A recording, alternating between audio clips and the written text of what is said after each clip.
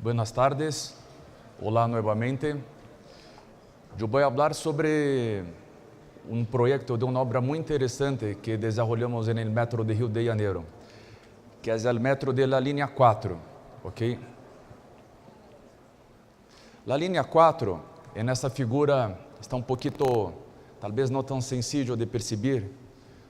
Solo un instante, solo para...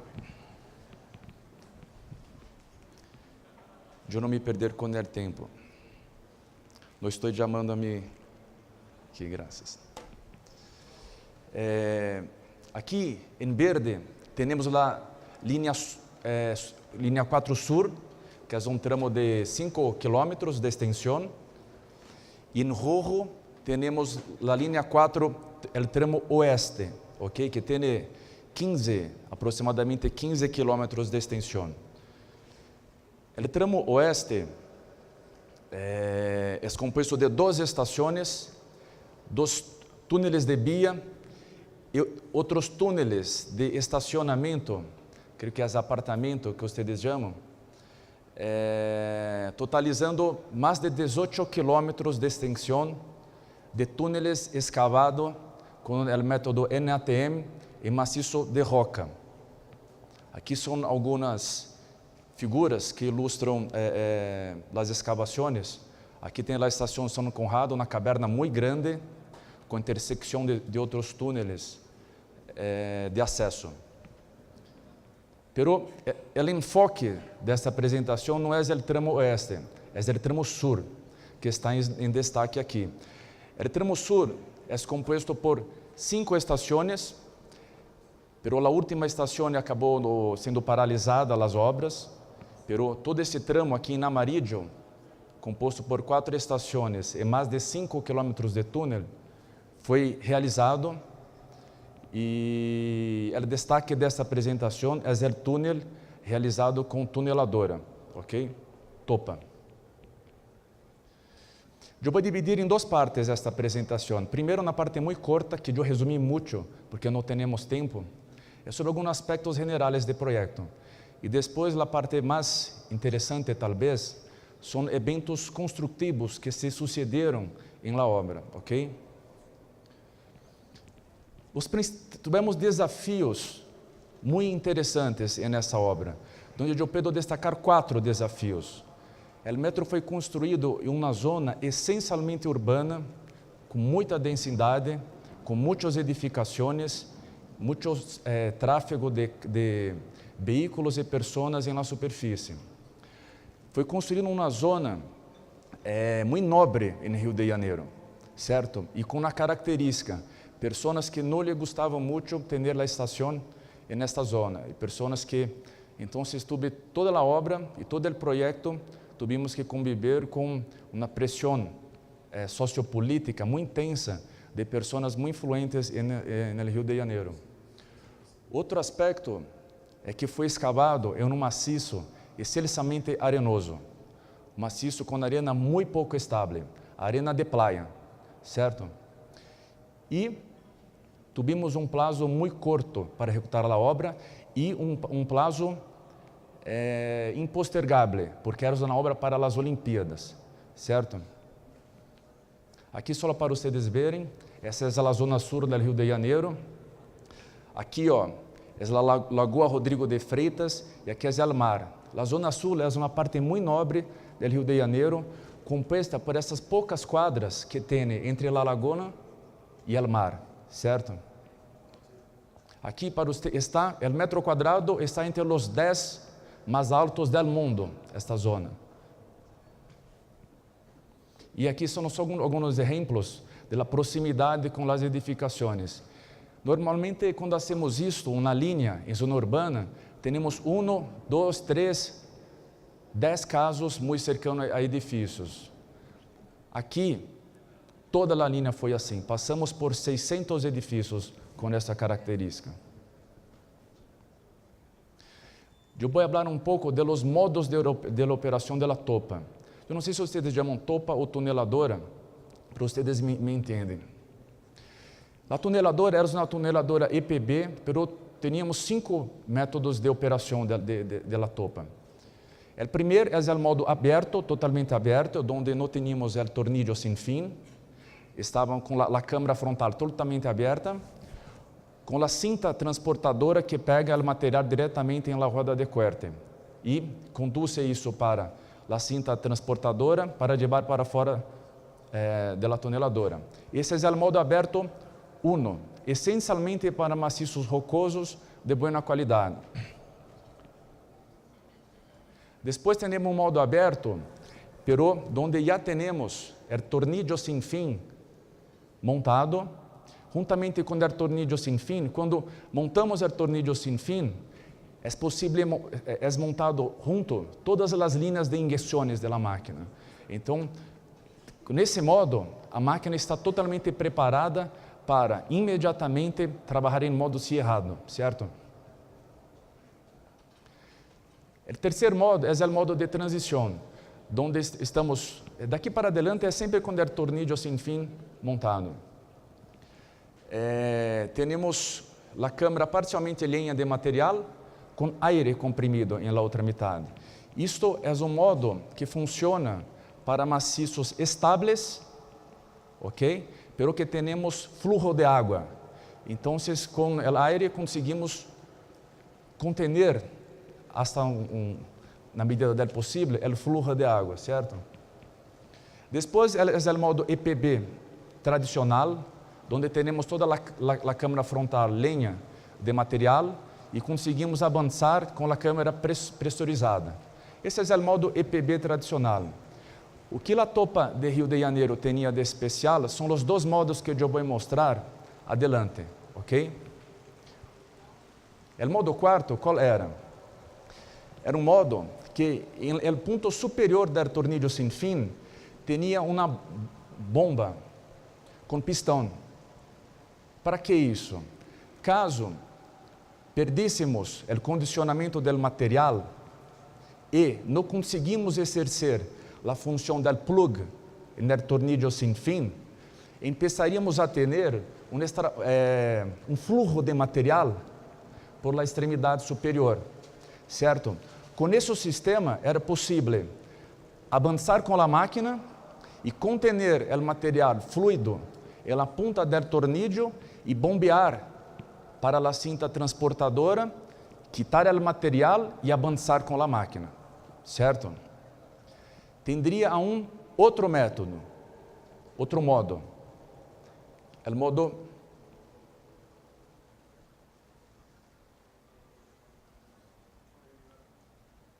não está aqui a figura, que seria o modo 6. Pero como é o modo 6? O modo 6 é uma situação onde o material está mais fluido aún que no modo 5 e não conseguimos poner o material em la cinta transportadora, que a cinta não conseguiria quitar o material. Então, esse material é bombeado por tubulações para fora da máquina, em circuito cerrado. É como se fosse um mini slurry, ok? Tanto o modo 5 quanto esse modo, o modo 6, são artifícios especiais da máquina que decorrentes da dificuldade de se escavar em arenas puras com o EPB. Tive uma discussão muito grande se o EPB seria possível ou não em Rio de Janeiro. Estava na discussão se seria slurry ou EPB. E foi para EPB com esses dispositivos auxiliares, que não tinham, quando a máquina operava nesses modos, a produção era muito menor. Eram modos emergenciais, que não era para avançar a escavação. Pero o conceito era, por exemplo, se parássemos para montar um anillo, ou parássemos um final de semana, para retomar a escavação, o material está com o condicionamento pior.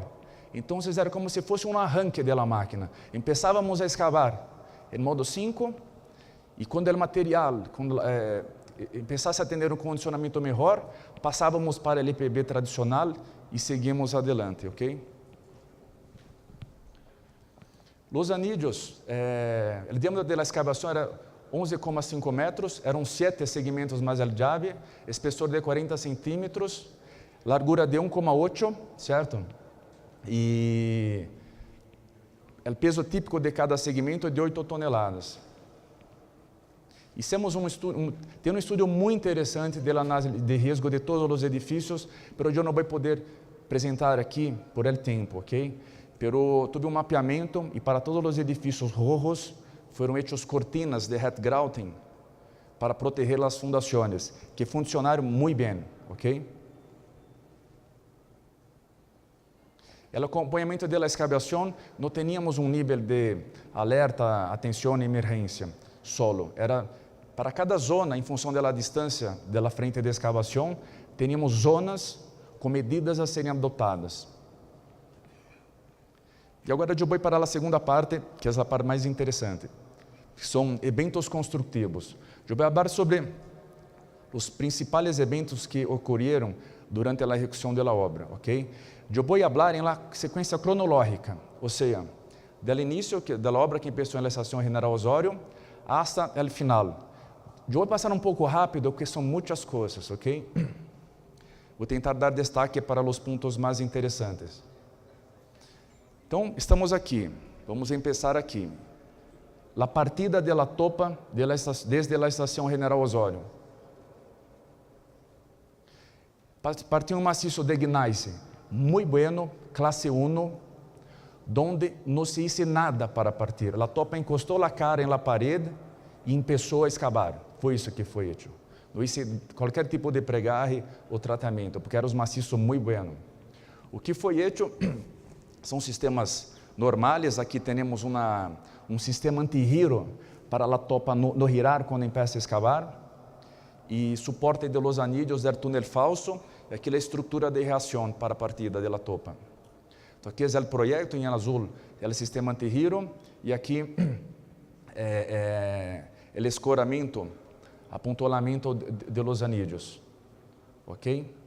Aqui a estrutura de reação, nós monitoramos com strain gauges e com albos reflexivos em la cara frontal da estrutura. Depois, o próximo ponto que merece destaque, a máquina partiu no modo 1, totalmente aberto, sem o tornillo sem fim montado, certo? E avançou por uns 200 metros, e o próximo ponto de discussão foi quando iríamos cerrar a máquina, instalar o tornillo sem fim. Isso se sucedeu onde começamos a ter uma cobertura de roca menor e aumentou o risco de termos fluxo de água e desarticulação de bloques. Então, quanto mais avançássemos em modo totalmente aberto, melhor a produção, menor o desgaste do equipo. Pero é um ponto de decisão de risco, onde vamos cambiar a máquina, converter a máquina. O processo de conversão levou 10 dias, porque é complexo. Não é só instalar o tornillo, mas todas as linhas de injeção são instaladas nesse momento. O segundo ponto é quando a máquina começou a operar em modo de transição. Aí não tive muito uma decisão. Foi quando começou a ter água, fluxo de água, já estava com tudo montado, foi simplesmente começar a aplicar aire comprimido em la câmera. O terceiro ponto que merece destaque foi a zona de transição, de la salida de la roca para o suelo, certo? Que é aqui. Esse foi o projeto. Aqui é a roca, nós hicimos colunas de Hetgrouting vertical, em toda a transição, e fizemos uma espécie de um campo de treinamento, também de colunas de Hetgrouting. Aquele Hetgrouting era mais resistente, com resistência maior, para compatibilizar com as características geomecânicas da roca, e depois, quando estávamos em solo, era um Hetgrouting mais macio, menos resistente. Aqui são as secções transversais, né, de toda a transição, e aqui da transição do campo de teste. Por que o campo de teste? Porque tínhamos uma dúvida, um receio muito grande dessas arenas. Praticar LPB, apesar de terem sido desenvolvidos muitos ensaios na arena, que tudo indicava que iria funcionar, existia uma preocupação Então, decidimos por fazer uma proteção em todo o contorno do túnel para começar a escavar na arena com uma certa proteção, certo? Por isto, este aspecto aqui. E sucedeu um incidente quando estávamos acá, certo? Quando a topa estava nesta posição, ocorreu uma desarticulação na zona del contacto da roca com o bloco de tratamento.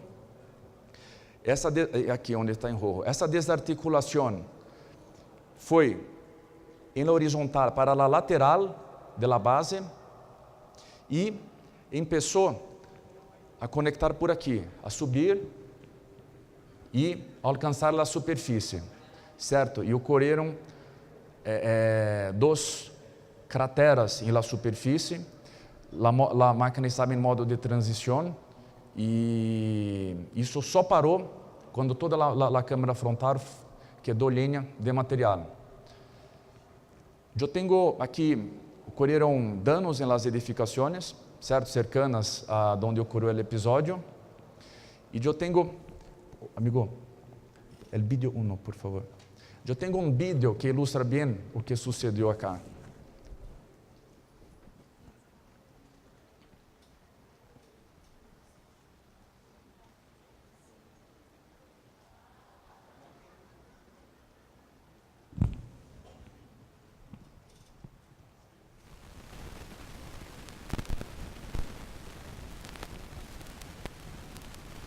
Neste trecho, o terreno escavado é composto por areia e rocha. Nas chamadas áreas de transição, em que areia e rocha se encontram, foi construído previamente à chegada do Tatuzão um bloco de tratamento, feito a partir de injeções de calda de cimento para minimizar a diferença de comportamento entre os dois tipos de materiais. Entre outros fatores, a segurança da escavação nesse trecho é assegurada por esse tratamento, aliado à pressurização da parte frontal do equipamento.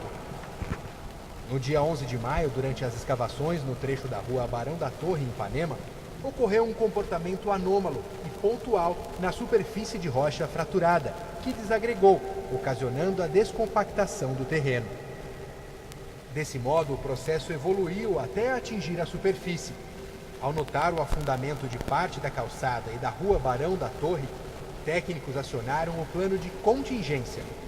Após vistoria, foi constatado que se tratava de um evento localizado e que não oferecia risco para a fundação dos edifícios no entorno. Com a área isolada, os serviços de gás e água foram interrompidos e toda a cavidade preenchida com concreto. O monitoramento dos edifícios do local indica comportamento dentro do esperado, sem riscos para a integridade das estruturas.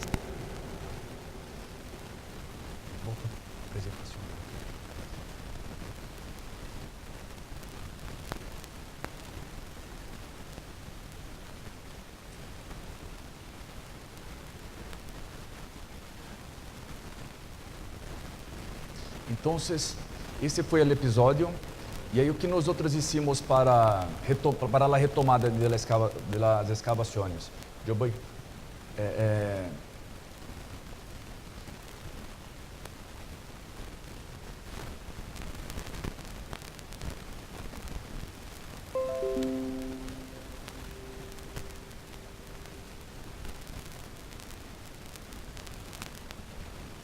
deixa comigo.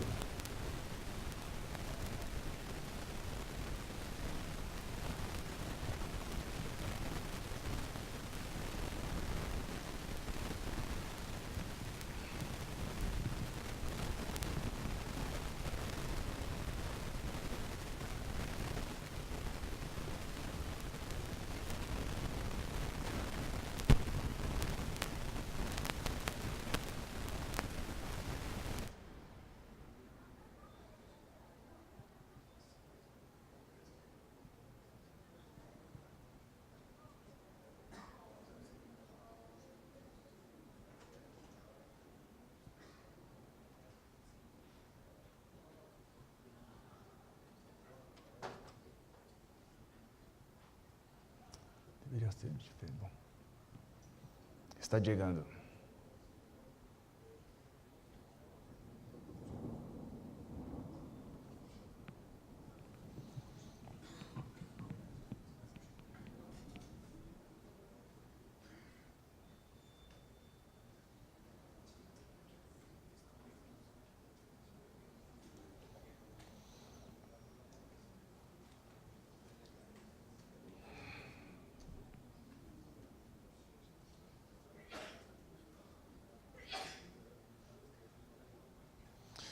Os tratamentos de retomada foram divididos em 4 tipos de tratamento.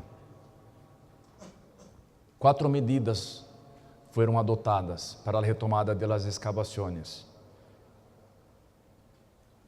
Injeções de sílica coloidal, injeções de microcimento, injeções de cimento e rebarramento da napa freática.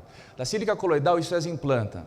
Nós outros foi injetado na zona cercana à tuneladora. Por quê? Queríamos impermeabilizar a zona del contacto, sin embargo, existia a preocupação de colar a topa, caso hicíssemos injeções de microcimento. Ok? Então, esse é o aspecto. No início, injetamos a zona de contacto, depois acabamos por injetar toda esta zona cá. Tá? Esse é um corte transversal das injeções de sílica coloidal. Depois, em uma zona mais leja, distante da topa, fizemos injeções de microcimento, ok? Também para impermeabilizar e também aí sim aumentar a resistência da zona em contato na base do bloco de tratamento.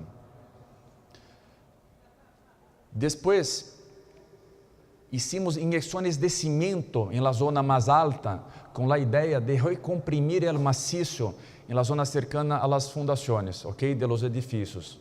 E depois hicimos rebarramento da napa freática com emprego de poços de rebarramento.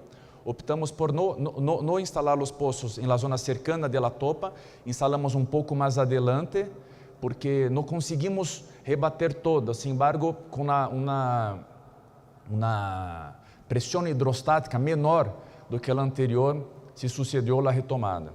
E a retomada, aqui são os tratamentos para a retomada e ocorreu bem, ok? Funcionou, tudo isso demorou 6 meses para ser concluído. Esse tratamento teve uma extensão de 20 metros, porque foi toda a zona de transição, uns 20 metros de tratamento. Aqui depois toda a análise das injeções, dos volumes injetados, e ocorreu a retomada, se sucedeu com sucesso. Depois, o próximo ponto que merece destaque é a chegada na primeira estação, que é na estação Nossa Senhora da Paz. Aqui eu vou aproveitar para a chegada em maciço totalmente de arena, ok? Onde o conceito original do projeto era ser um bloco de tratamento,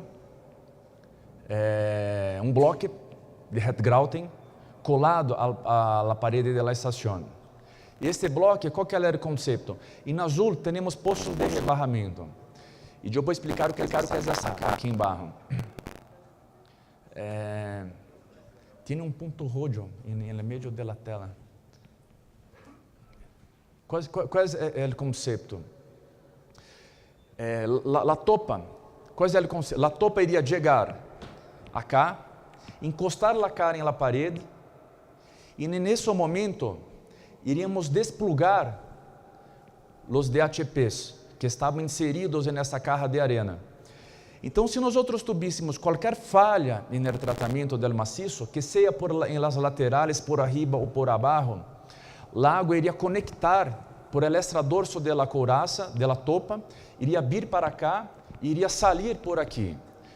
Caso salisse água com intensidade, nós iríamos para o plano adicional, que seria o quê? Ligar os poços de rebarramento para ser com segurança a entrada na estação. Esse é o conceito de todas as chegadas de Rio de Janeiro, ok? Pero quando estávamos quando estava sendo executada a estação, aqui era todo estanque. Pero quando estávamos fazendo o reforço da lousa, tudo um fluxo de água nessa zona. Nada a ver com a topa. E aí, o sistema foi acionado para amenizar esse fluxo. E a topa estava para chegar. Então, nós mantenemos funcionando o sistema e a topa chegou com o sistema acionado de água, ok?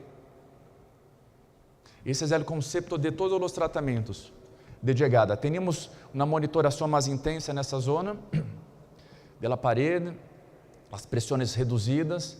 Essa é a chegada da topa.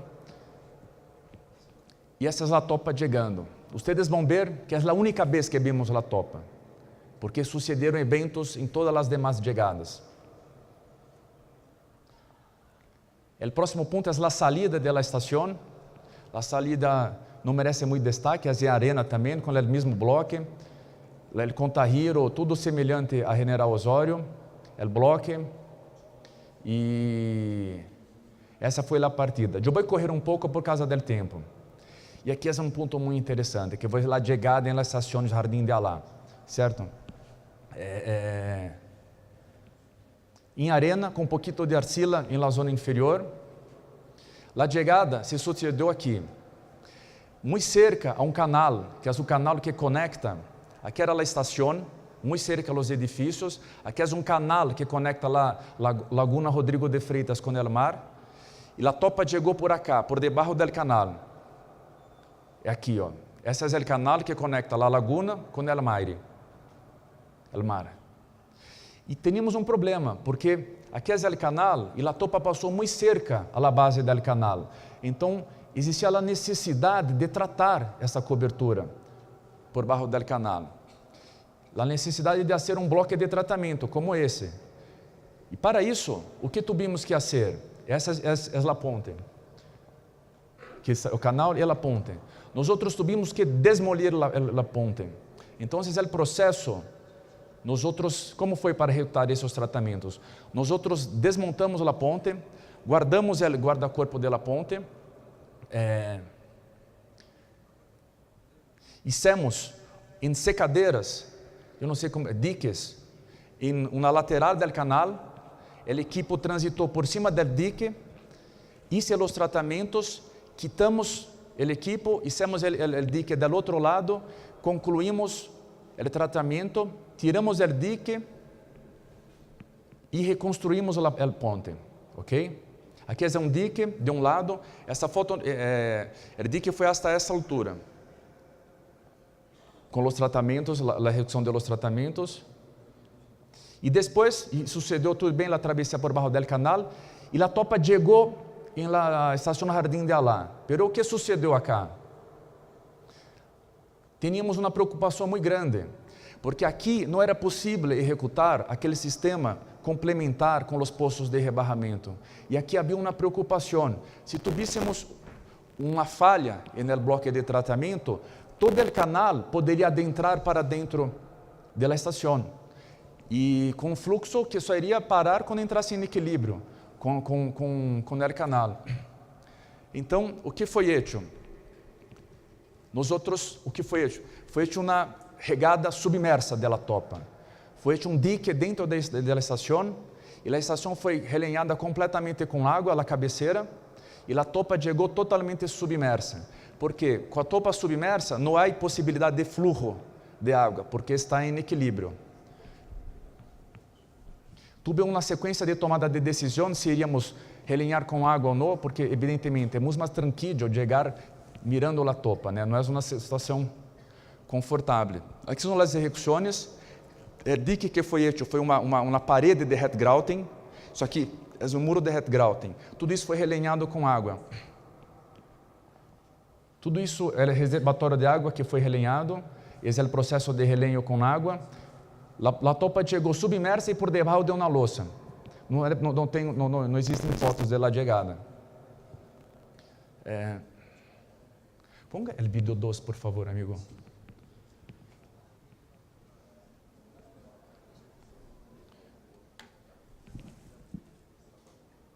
Tem um vídeo que ilustra muito bem todo o processo, é interessante. Vídeo 2. Por favor, vídeo 2. Esse é o vídeo 1.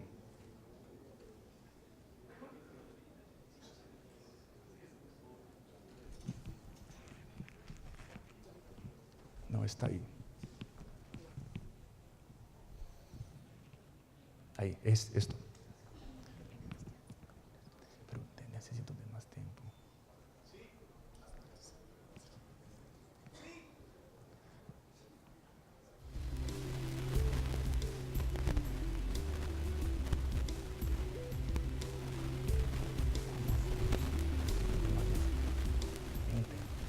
Como todas as etapas de construção da linha 4 do metrô, a chegada do Tatuzão à estação Jardim de Alá foi absolutamente planejada. O desafio de engenharia era grande, pois a máquina teria que passar sobre o canal do Jardim de Alá, que divide os bairros de Ipanema e Leblon. O primeiro passo foi remover a ponte que havia sobre o canal, antes mesmo do início da operação do Tatuzão. Em seguida, para preservar o canal, responsável pela ligação entre a Lagoa Rodrigo de Freitas e o mar, o solo recebeu um tratamento especial. Uma barreira formada por sacos de areia foi construída para permitir o acesso de equipamentos ao interior do canal sem contato com a água. Foram realizadas injeções de calda de cimento no subsolo para permitir a passagem do Tatuzão com segurança. A qualidade da água foi constantemente monitorada e toda a operação foi conduzida sem impacto ao fluxo do canal e ao ecossistema do local. O Tatuzão escavou o túnel de Ipanema em direção ao Leblon, sobre o leito da rua Visconde de Pirajá. Ao chegar ao Leblon, a máquina escavou a 4 metros abaixo do fundo do canal, sem qualquer impacto à superfície e ao meio ambiente. Em paralelo, uma parede de contenção foi construída para segregar parte da estação. Para compensar a pressão exercida pelo terreno, 1/4 da área da estação foi preenchido com cerca de 10.000 metros cúbicos de água do próprio canal por 6 bombas de alta pressão. O Tatuzão rompeu a parede da estação e chegou submerso, método inédito na engenharia brasileira, mas já usado em países como China, Estados Unidos e Itália. A operação seguiu até a montagem do anel responsável pela vedação do túnel. 2 mergulhadores especializados entraram na parte submersa para verificar a qualidade da vedação, quando então a água começou a ser devolvida ao canal nas mesmas condições em que foi retirada.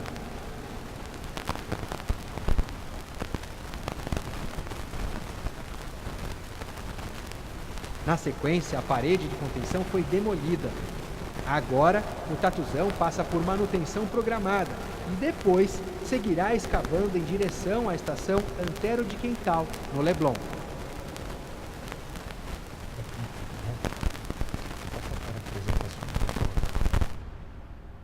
Vai perder tudo? O PowerPoint. Aí.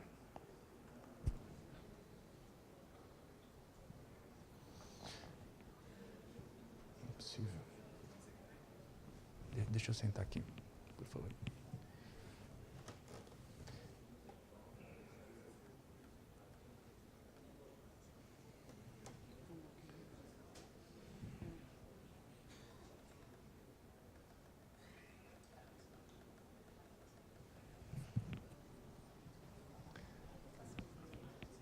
Hã? Não, é que quando vai para el vídeo, sale de la presentación. Pero ¿Sabe qué pasa? acabó el tiempo. Me lo desconecto. Un momentico y podemos hablar. Normalmente, si usted bajó...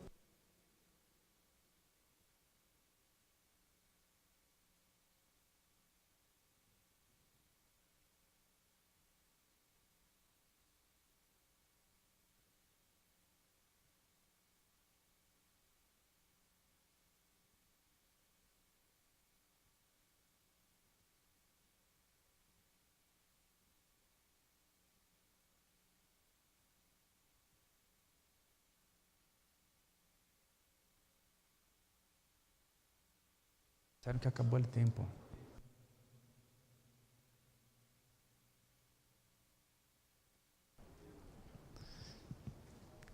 Então, enquanto ele vai ponendo no ponto, eu vou continuar com a apresentação. Então, essa foi a chegada na estação Jardim de Alá, certo? E sucedeu muito bem, foi muito bem sucedida. E tivemos a partida da estação Jardim de Alá, que também foi muito delicada, porque também não era possível fazer os poços de rebarramento. Eu vou falar mais rápido por causa do tempo. Então, foi necessário fazer a instalação de um anillo de vedação. Ok? Vocês vão ver as imagens. Sin embargo, é uma estrutura que é montada em la parede, ok? La topa parte por dentro desta estrutura, a estrutura encosta em la parede, temos umas borrachas rubber que se encostam em la topa, certo? E com esse sistema, hasta mesmo seria possível partir com a toneladora pressurizada, certo? Então, a partida ocorreu, muito mais adelante, ocorreu com o sistema del anillo de vedação, e que é uma estrutura muito interessante, vocês vão ver as imagens, pero muito difícil de montar, uma estrutura muito pesada. Demorou um mês para montar a estrutura. A estrutura é montada no chão, no piso, e depois é montada em la parede, e tem todo um sistema de injeções para poder garantizar o funcionamento do sistema. Para vocês terem ideia, funciona tão bem que com a topa encostada em la parede, foi injetado aire sob pressão e não saía nem aire do sistema, ok? É um sistema muito seguro e que funcionou muito bem. Está chegando, peço desculpa por isso. E mais, por favor. Eu vou passar mais rápido porque tem muitas coisas interessantes aqui, mas eu vou acelerar. Essa é a chegada submersa. Pode deixar comigo agora, por favor, graças. Então, essa é a chegada. Tem detalhes muito interessantes do processo, mas infelizmente não é possível falar. A salida, ok, que também foi na arena. Como eu disse, esse é o anillo de vedação montado no piso, com o sistema. É um sistema que veda totalmente a topa, certo? Muito interessante.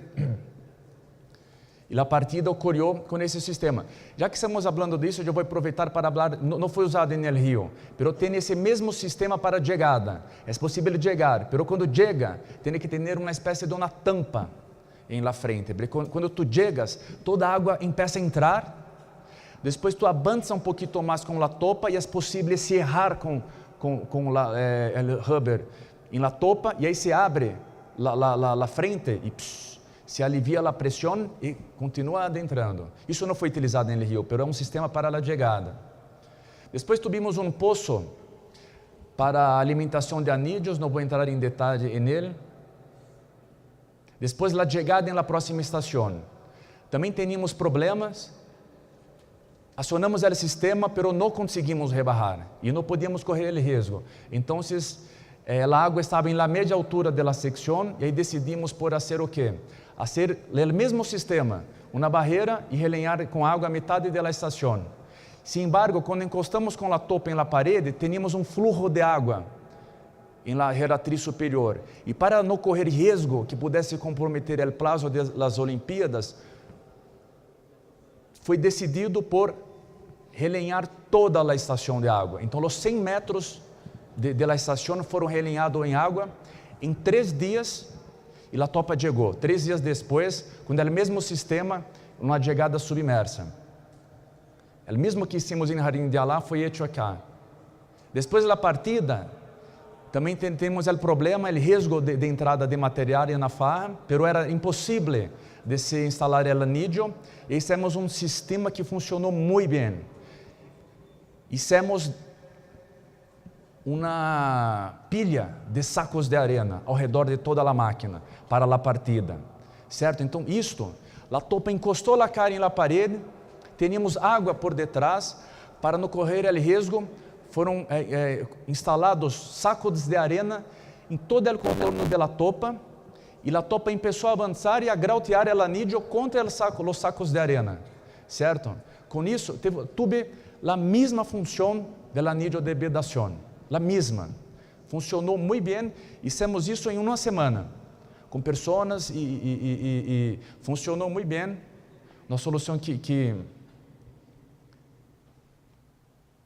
Depois tivemos a travessia no Poço Igarapava, que por el prazo, todo o poço estava totalmente listo, E aí fizemos um bunker. A topa passou pressurizada, toda a estrutura interna estava lista, passou escavando, pressurizada contra um bunker de concreto. Depois solamente foi hecho as aberturas para conectar e atender a arquitetura. Depois passamos por debaixo de um outro canal, igual, só que a cobertura era maior e não hicimos nada. Simplesmente regulamos as pressões. Aqui era quando volvemos para a roca, hicimos tratamentos de injeções de microcimento, aprendemos muito com o episódio da primeira transição. Esses são os tratamentos que fizemos previamente. Depois escavamos por um edifício muito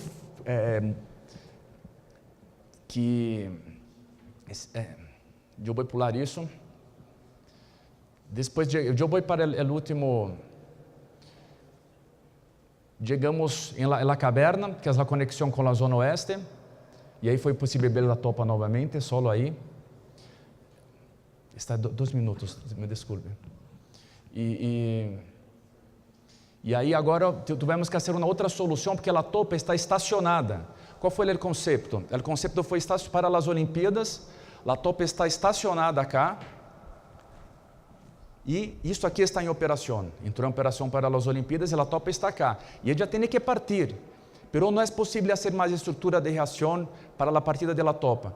Então, hicimos um sistema que é o quê? Vamos concretar por dentro do backup um anillo que está em amarillo contra o terreno, o contorno do túnel em ATM, e a topa vai reagir contra esse anillo de concreto. Isso vai ser fabricado futuramente. Pero já está quase listo. Muitas graças.